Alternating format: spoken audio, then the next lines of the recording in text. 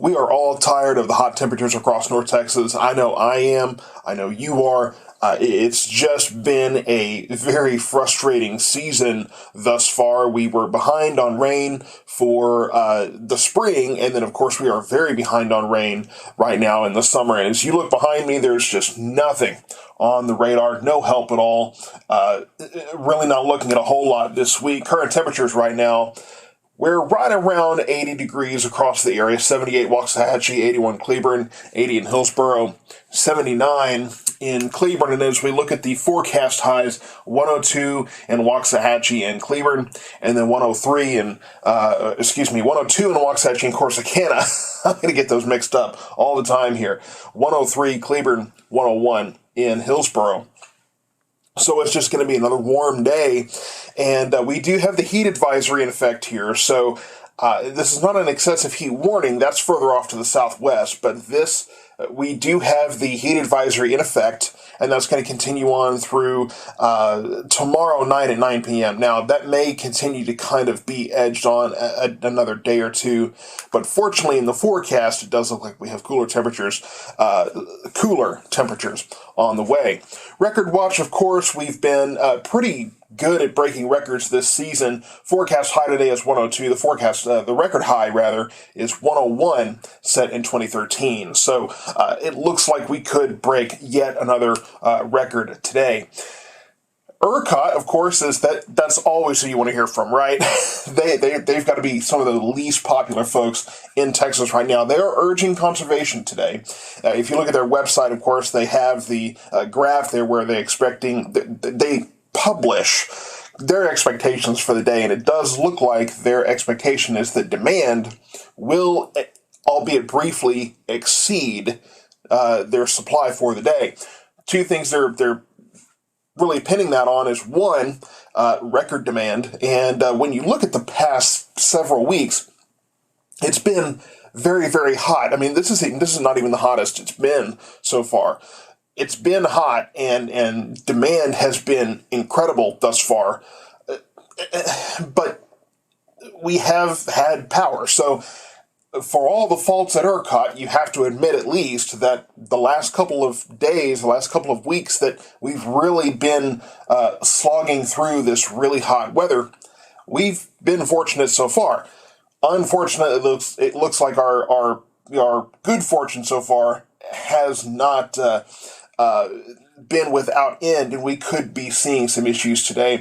The other part of this is wind. There's not a lot of wind right now. We've had kind of a windier summer, despite the fact that it's been really, really hot. We've had a decent breeze, but as you'll see in the forecast in a moment, not a whole lot of wind today or this week. So that the fact that wind energy is used somewhat to supplement some of the other sources of energy in the state. Solar will be just fine, obviously, but the wind energy that is sometimes used to kind of supplement this, all those wind farms out in West Texas, not going to get a whole lot of help today, and so that could be leading to some issues. We look at the tropics, and really the only thing going on in the Atlantic right now is you see some of this convection.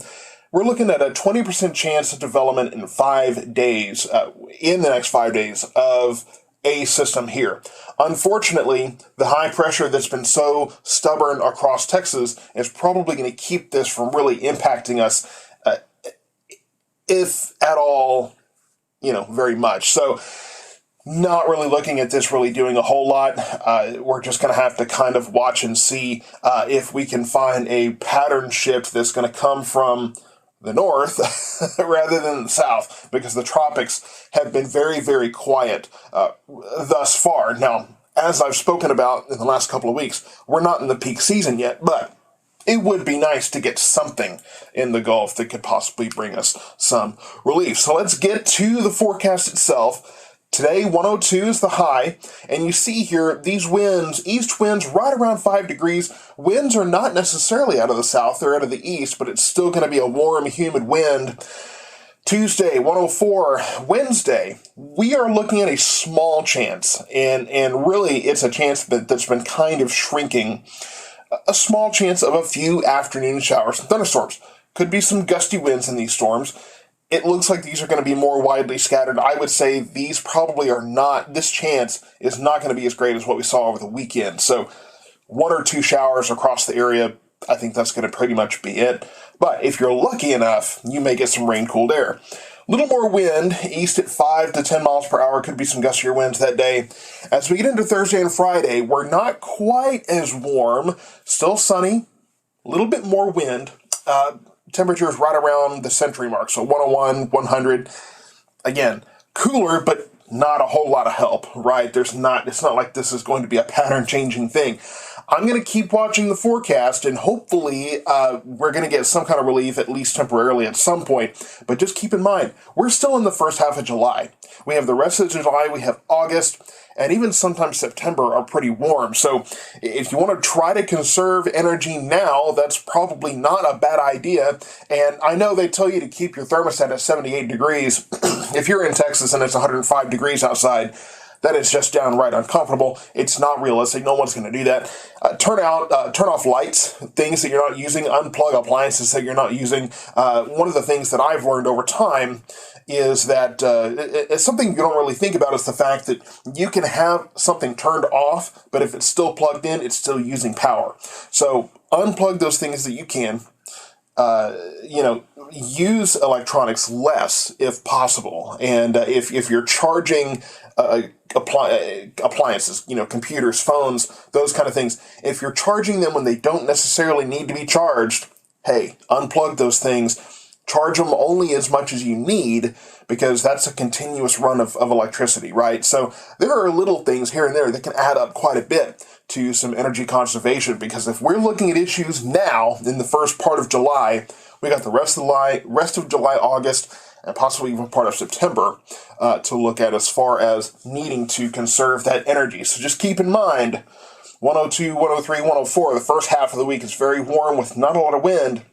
The latter half of the week is a little less hot, but generally it's just going to be uncomfortable. So stay tuned to elliscountyweather.com and all the social pages for all the latest updates. I'll be watching the storms on Wednesday.